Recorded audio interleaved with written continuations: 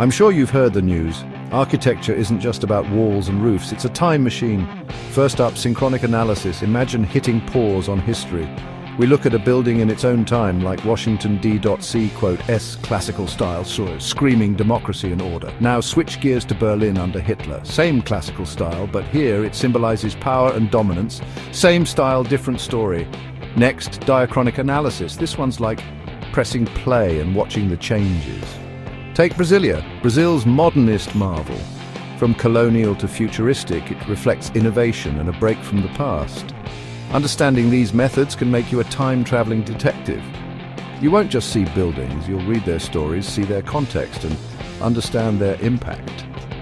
So, next time you walk by an architectural gem, remember it's not just a style, it's a message. Stay curious and happy analyzing.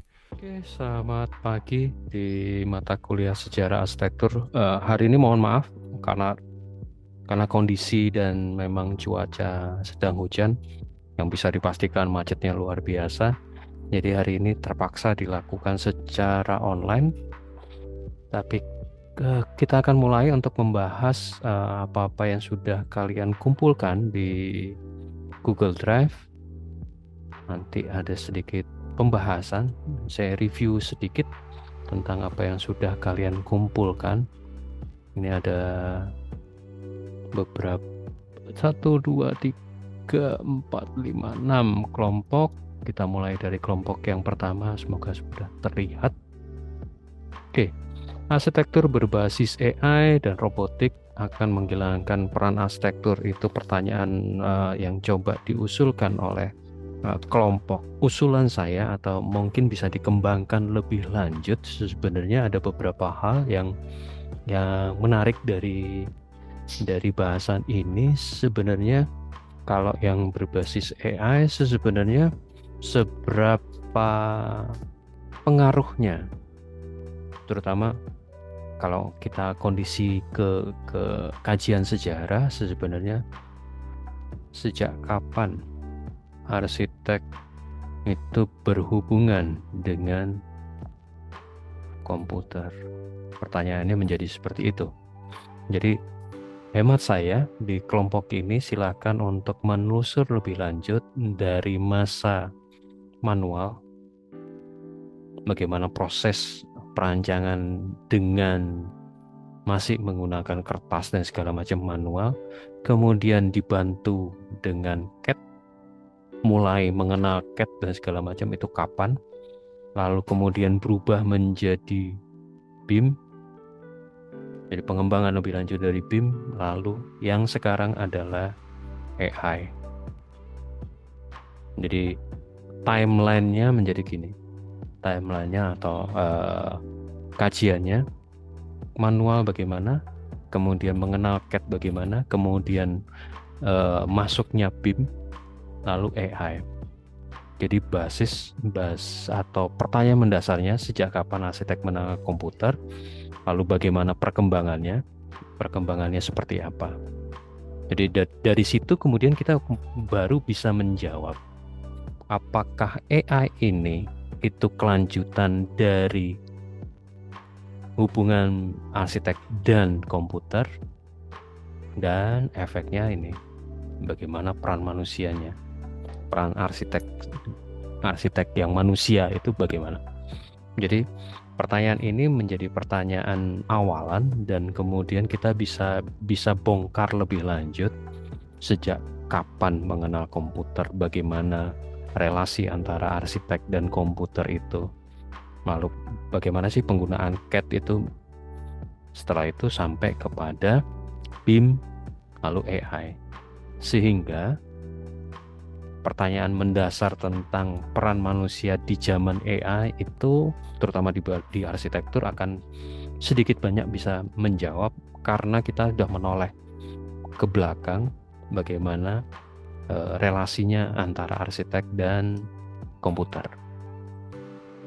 Itu usulan dari kelompok ini. Mungkin ada pertanyaan dari kelompok sebelum saya pindah ke kelompok lain dulu. Oke ya, karena ini direkam jadi kalian bisa melihatnya lagi nanti. Kalau tidak ada masalah, saya langsung pindah ke kelompok yang lain dulu.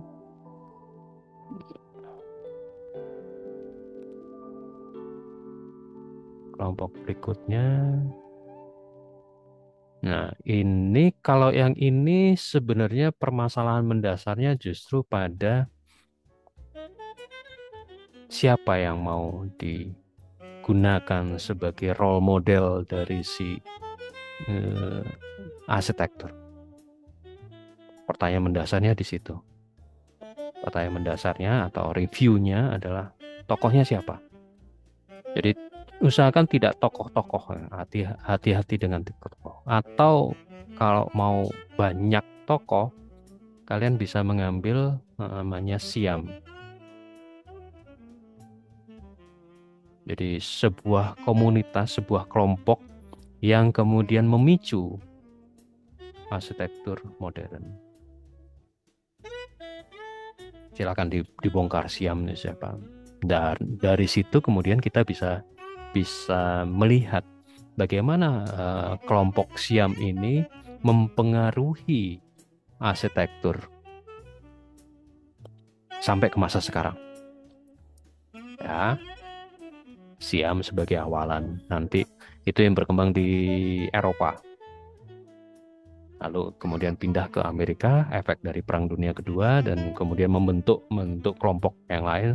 Kemudian di Jepang juga ada kelompok atau komunitas yang berkembang efek dari Siam ini.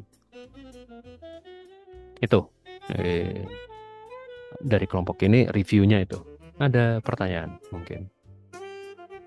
Atau nanti dulu deh. Nanti kita bisa diskusi lebih lanjut. Oke. Saya lanjut ke kelompok berikutnya.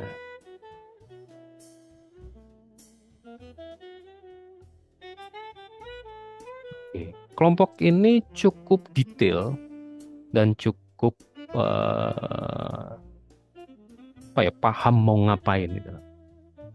Berangkat dari Ebenezer Howard dengan Garden City, kemudian karyanya Frank, lalu kalau boleh sedikit saya tambahkan,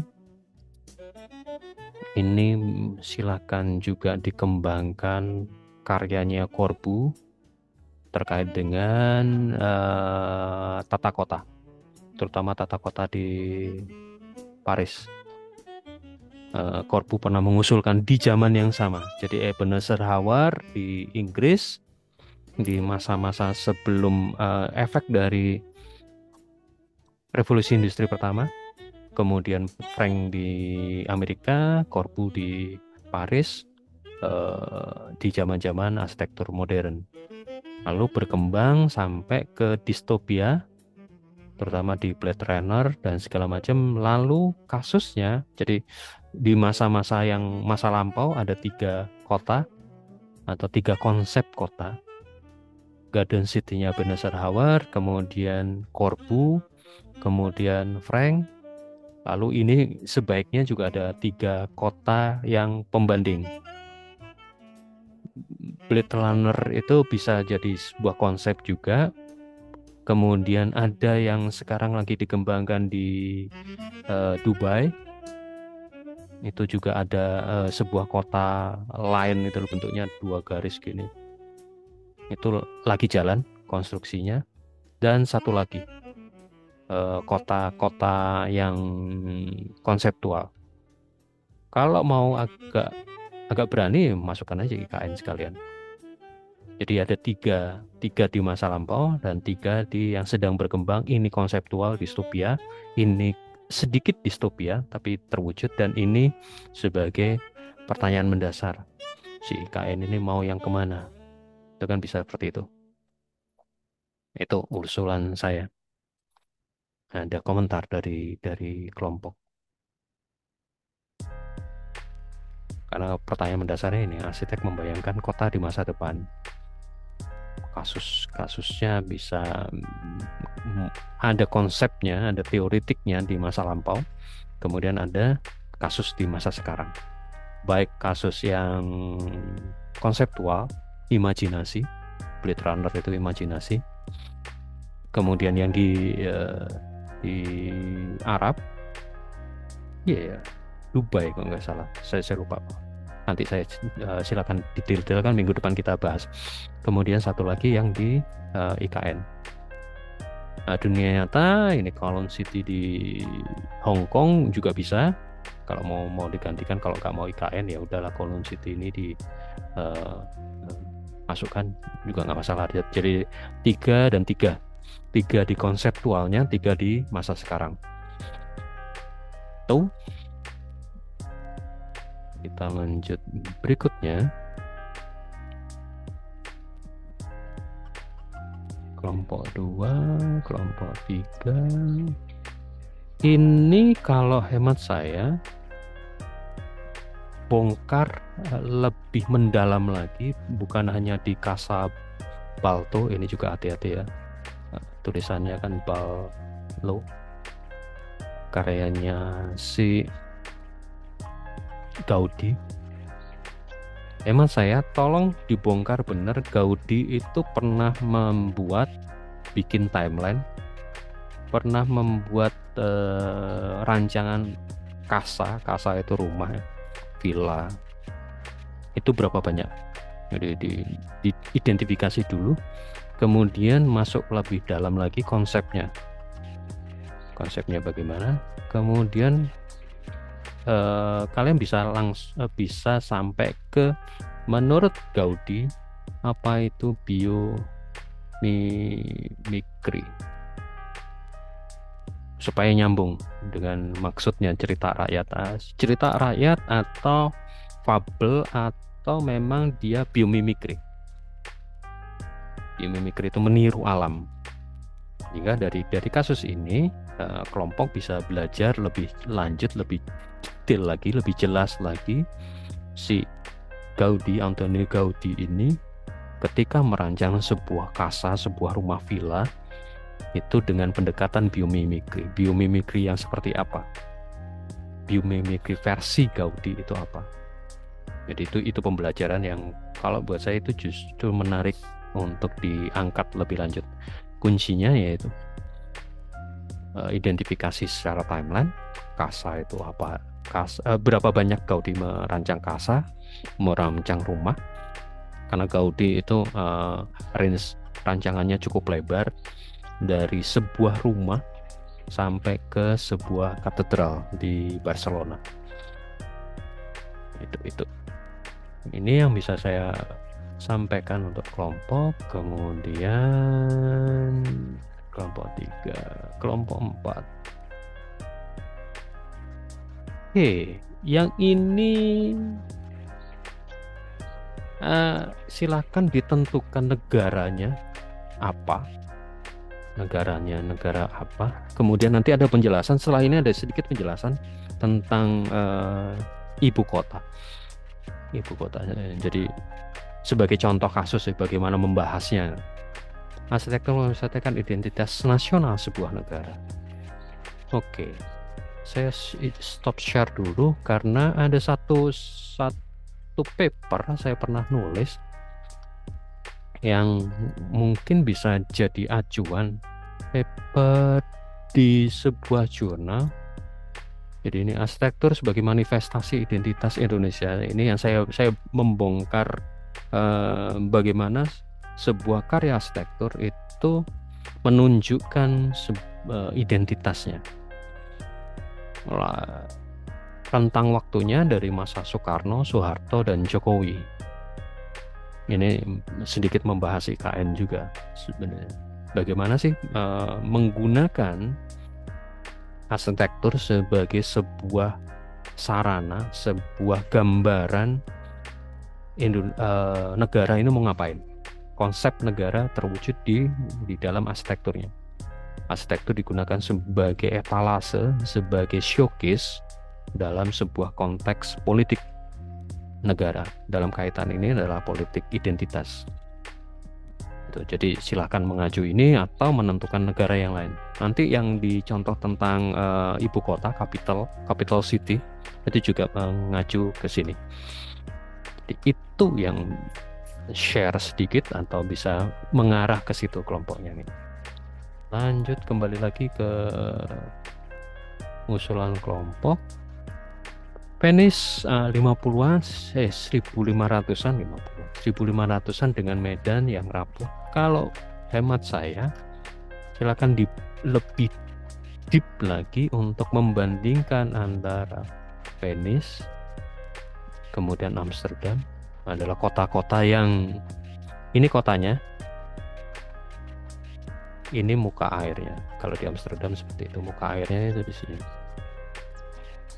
Venice juga seperti itu. Jadi dari dua kasus ini, kalau dapat satu lagi silakan, itu lebih baik. Kalian bisa melihat atau bisa mempelajari mengapa sih manusia tinggal di kota yang secara iklim, secara topografi nggak masuk akal. Hidup di bawah air itu nggak masuk akal. Tapi mengapa ini muncul? Mengapa ada Venesia? Kenapa ada Amsterdam?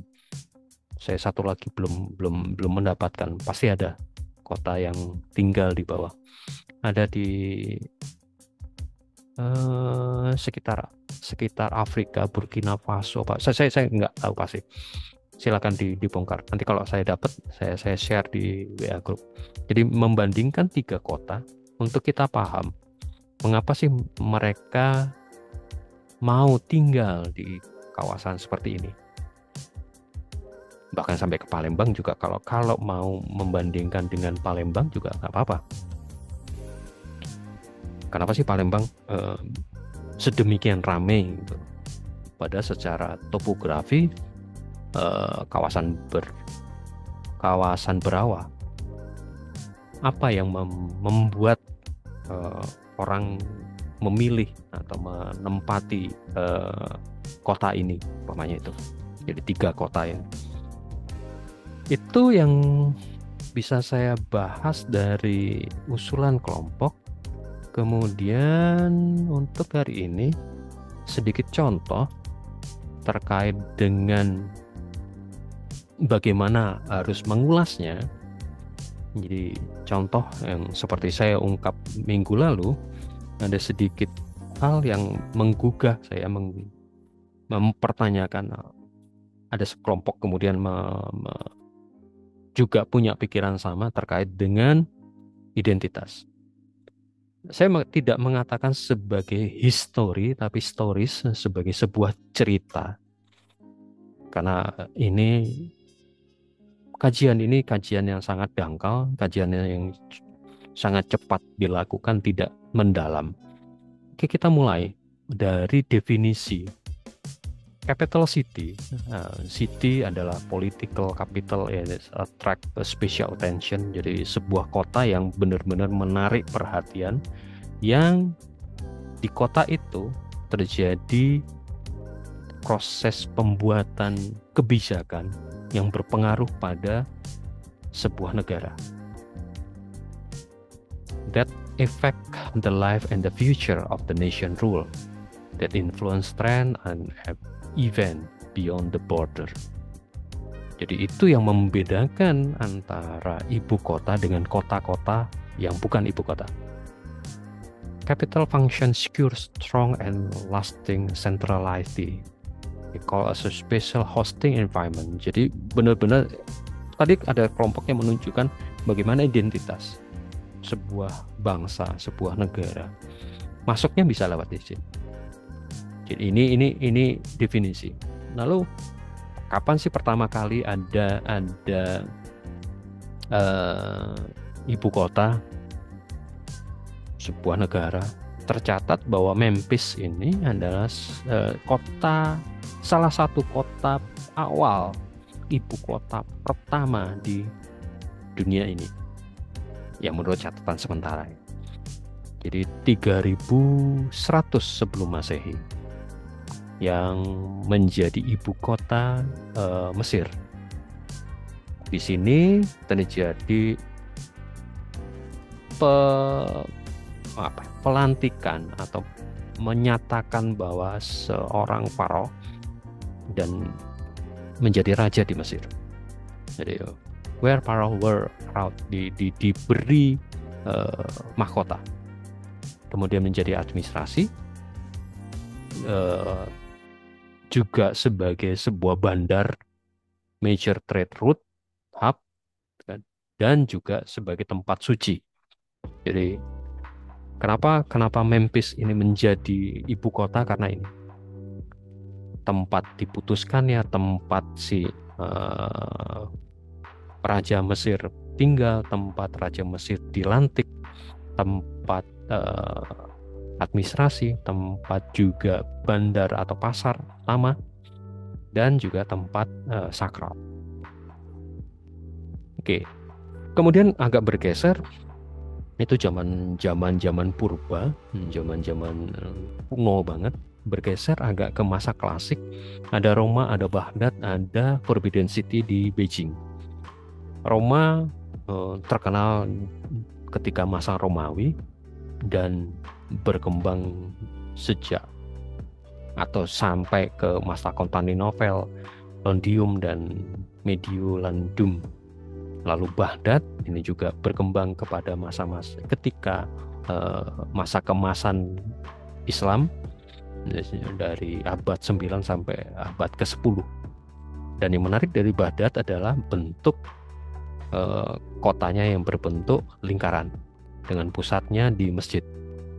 Lalu ada juga kota terlarang di Beijing, sama seperti yang tadi di Memphis, juga terletak si kaisar bertahta, tempat keputusan utama dari negara kekaisaran Tiongkok juga terjadi di sini. Dan bahkan kenapa Forbidden City, karena memang sangat tertutup dan sangat terbatas sebelum kemudian dibuka pada masa sekarang.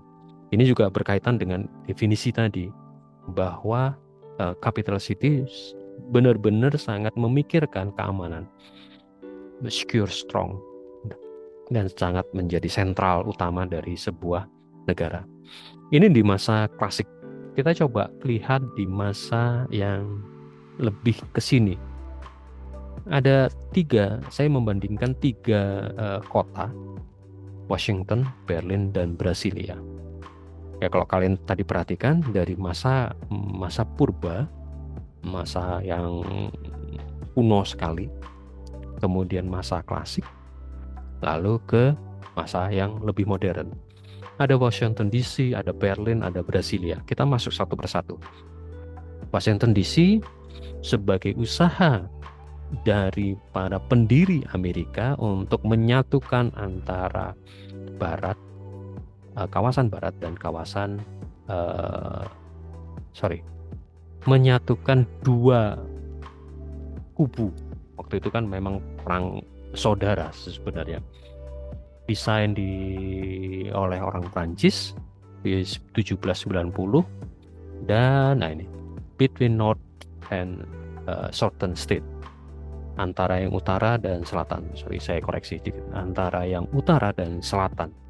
Jadi memang ada pertarungan, ada perang saudara, dan letak Washington DC di bagian tengah-tengahnya. Gitu.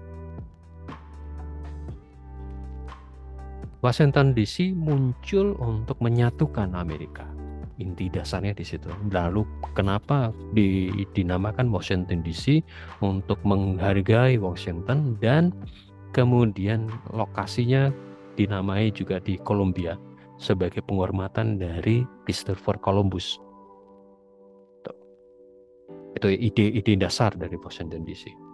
Kemudian kalau kita lihat secara elemen arsitekturnya, gaya bangunannya, Washington DC menggunakan classical arsitektur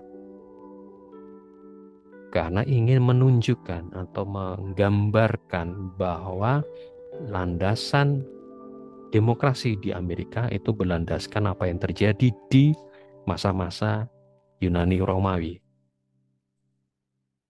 Founding Father look to ancient Rome di masa-masa Romawi, dan Romawi mengacu pada Yunani as a political model for new republic.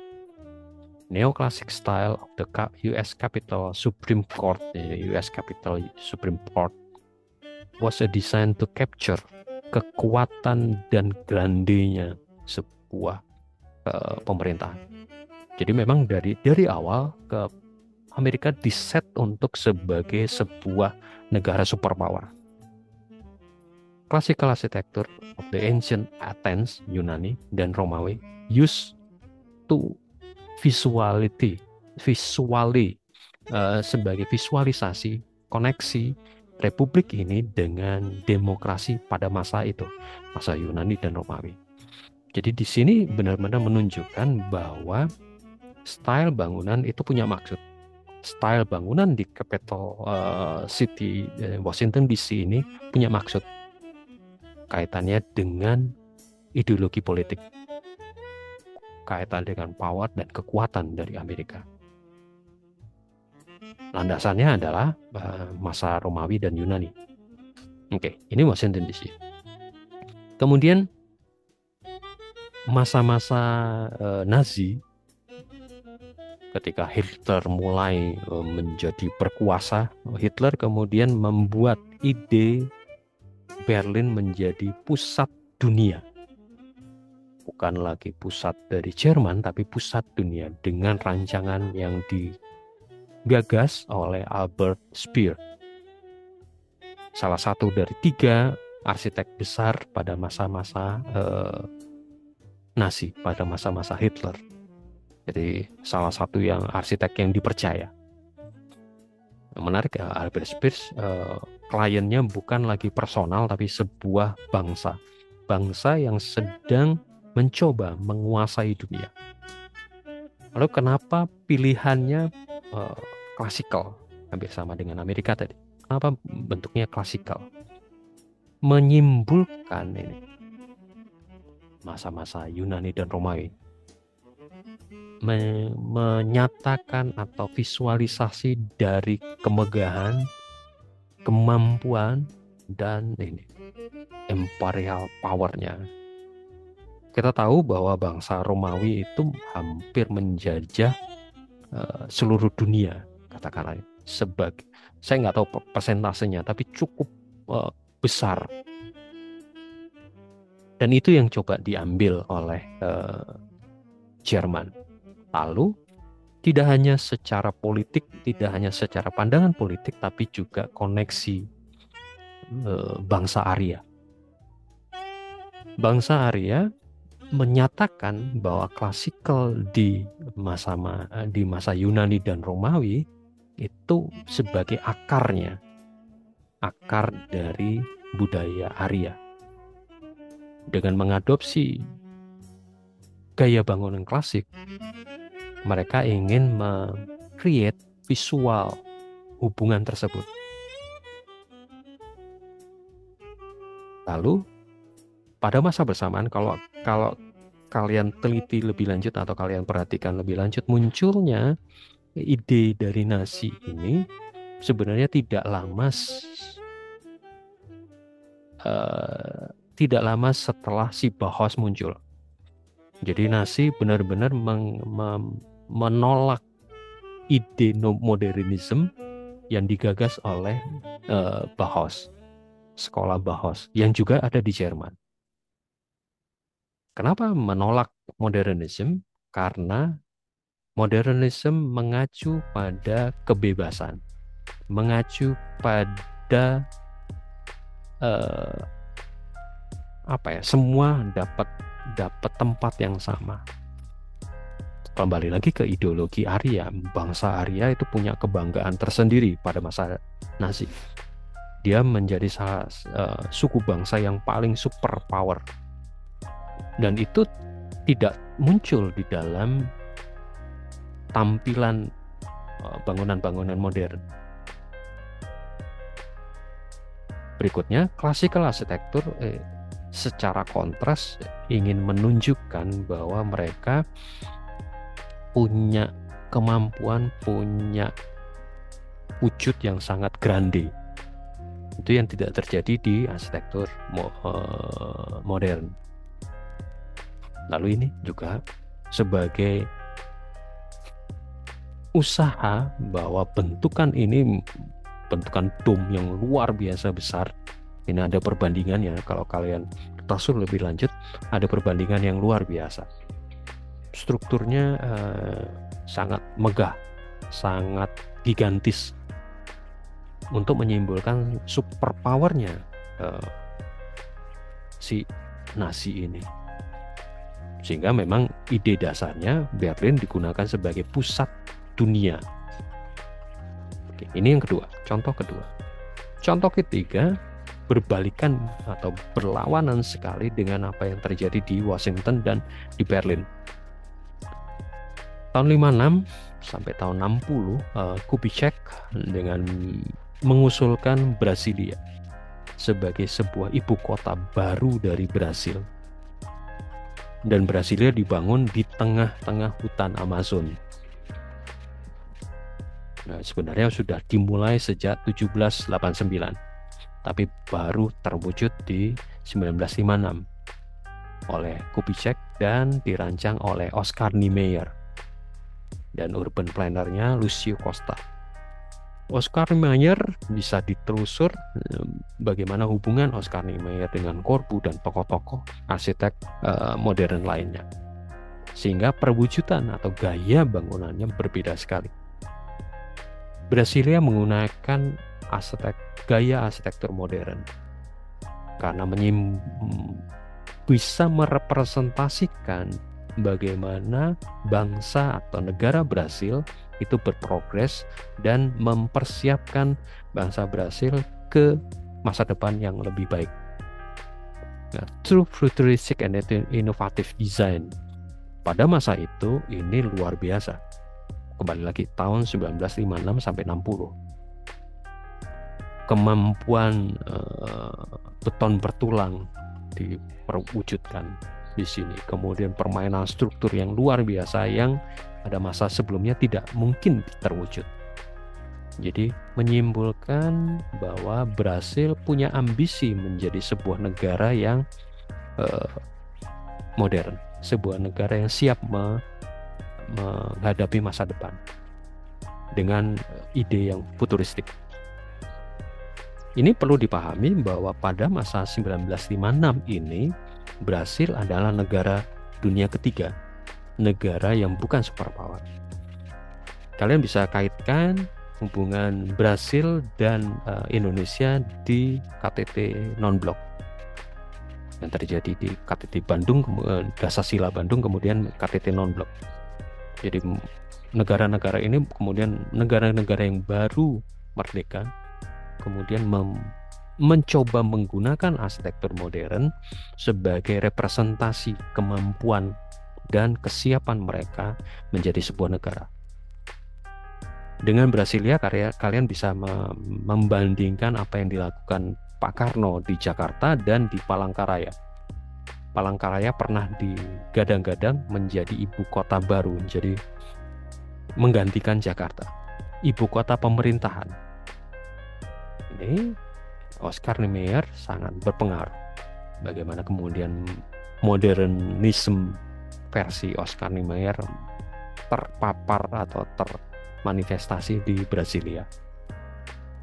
The construction of Brasilia coincides with the period rapid economic growth in the Brazil, where the government wanted to express this progress through architecture. Jadi tadi kalau ada kelompok yang mengatakan atau menggunakan arsitektur sebagai identitas, ini showcase-nya. Ini salah satu cara menganalisisnya. Oke. Ya kalau dibandingkan dari ketiga ibu kota ini, neoklasik digunakan di Washington dan di Berlin dengan maksud yang berbeda. Di Washington untuk menunjukkan demokrasinya, di Berlin untuk menunjukkan superpowernya. Berlawanan dengan yang di Brasilia.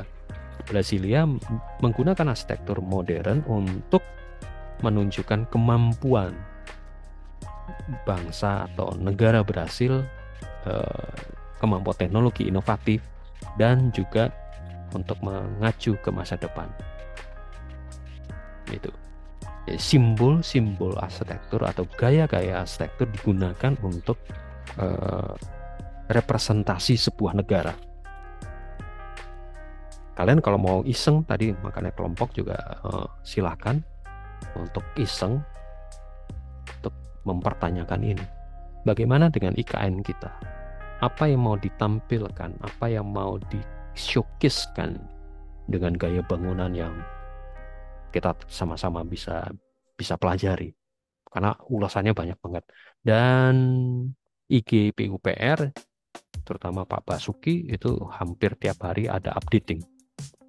Jadi kita bisa belajar dari situ. Oke, ini contoh kasus atau contoh mengulasnya. Kalau kita kembali ke teoritiknya, sinkronik, diakronik, apa yang saya lakukan dengan showcase ibu kota tadi sebenarnya adalah sebuah metode yang mengacu pada timeline, mengacu pada waktu, perkembangan waktu atau diakronik. Jadi historical viewpoint sesuai dengan timeline atau sumbu waktu. Dari perkembangan sumbu waktu atau dari pergerakan sumbu waktu, saya mengambil titik pada poin gaya bangunan. Apa kaitan gaya bangunan dengan identitas? Seperti ada satu kelompok tadi yang membahas seperti itu. Jadi sinkroniknya adalah keterkaitan antara gaya bangunan dan identitas. Atau ingin menunjukkan atau menggambarkan negara yang bagaimana. Jadi metode sinkronik diakronik itu secara waktu bagaimana, kemudian secara tema atau secara kajiannya, mau fokus ke kajian apa. Ini yang bisa kalian lihat di bahasan ini, sinkronik diakronik metode analisis sejarah. Di YouTube ada, nanti saya share di WA Group linknya lebih detail. Lalu untuk minggu depan ngapain? Pertanyaan selalu perjalanan teknis. Minggu depan mau ngapain? Minggu depan sebenarnya kalian mengajukan saja tugas keempat, yaitu elemen arsitektur. Dari bahasan-bahasan, dari komentar-komentar tadi per kelompok, kalian perdalam. Caranya bagaimana? Caranya lihat outline ini. Outline-nya adalah tujuan. Kalian mau ngapain sih? Mau belajar apa? Atau mau fokus ke apanya? Ini elemennya. Contoh tadi, mau belajar biomimikri dari Antoni Gaudi. Atau mau belajar kaitan elemen arsitektur, gaya bangunan arsitektur dan identitas, seperti yang saya contohkan tadi. Atau mau belajar relasi arsitek dan alat bantunya, alat bantu digital. Tujuannya. Kemudian lakukan kajian secara diakronik dan sinkronik. Diakronik sesuai dengan waktu, jadi silakan kalian menjejerkan waktunya. Tadi ke Antoni Gaudi itu lebih kepada bagaimana perkembangan rancangan Gaudi terhadap sebuah casa, sebuah villa. Lalu kita lihat sinkroniknya, kita lihat biomimikrinya, lalu simpulkan. Tujuan kajian diakronik itu dilakukan secara kelompok. Lalu ini disimpan dulu, bisa lakukan ini secara berkelompok. Nanti kemudian di draft laporan, jadi di 2 minggu berikutnya, kalian akan secara individu masing-masing dari kalian buat kesimpulan kecil dari proses pembelajaran ini. Katakanlah menurut saya biomimikri Antoni Gaudi adalah apa. Jadi apa yang harus dilakukan untuk minggu depan yang dikumpul tanggal 23 Maret hari Minggu jam 15. Saya terpaksa straight jam 15 karena tugas ketiga ini banyak dari kalian baru mengumpulkan menjelang subuh. Saya kerepotan untuk menunjukkan atau memberi catatan. Jadi apa yang harus dilakukan adalah kumpulkan yang ini dulu, yang berkelompok ini. Tidak perlu sempurna, tapi sudah kelihatan kalian mau ngapain. Jadi kasarannya silakan kalian merespon dari catatan-catatan yang saya lakukan tadi. Lalu minggu depan bagaimana prosesnya?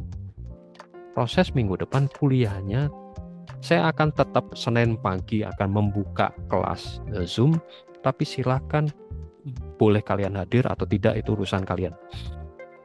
Sehingga fokus utama saya lebih pada sinkronus. Apa yang akan saya sinkronuskan, apa yang saya akan bahas adalah ini. Yang kalian kumpulkan di tanggal 23 Maret jam 15. Setelah jam 15, kalau ada yang telat ya tidak akan saya bahas.